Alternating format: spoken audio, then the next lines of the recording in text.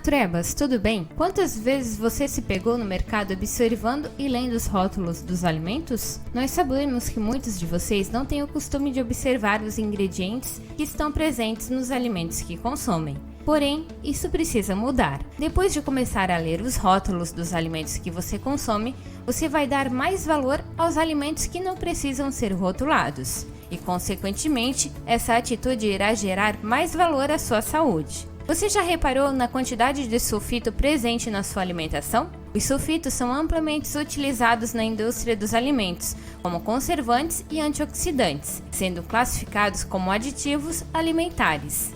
Quando utilizado, deve ser declarado no rótulo do alimento pelo nome da categoria, conservante e o nome ou número do aditivo. Sabia disso?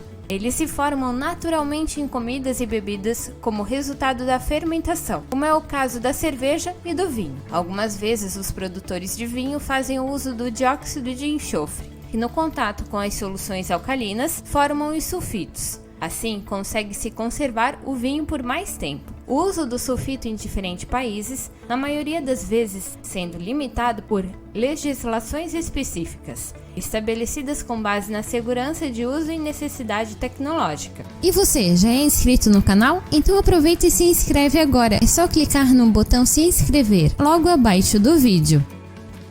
Dentro dessas recomendações, a ingestão diária aceitável do sulfito é de 0,7 mg por quilo de peso. Portanto, se você tem 70 kg, você pode ingerir até 49 mg de sulfito diariamente. Porém, controlar isso pode ser difícil, já que os sulfitos podem estar presentes em frutas, legumes, verduras, açúcar refinado, vinagre, geleias, batatas, camarões e lagostas congeladas, cogumelos, carnes, conservas, vinhos, cerveja e etc. Mas o que acontece quando ingerimos sulfito além do recomendado? Sabe quando você acorda com a cabeça pesada, pois tomou vinho em excesso no dia anterior? A sensibilidade ao sulfito pode causar alergia, dermatite, problemas pulmonares, gastrointestinais e cardiovasculares. Por isso, urticária, náuseas, dores de cabeça, aumento da frequência cardíaca, desorientação, náuseas, vômitos, cólicas abdominais e diarreia são sintomas comuns em pessoas que ultrapassam a ingestão sugerida de sulfato diariamente. Mas se bem dosado, eles não são prejudiciais. Agora que você conhece mais sobre o sulfito, lembre-se de sempre analisar os rótulos e consumi-los com moderação. Deixe sua opinião nos comentários do vídeo.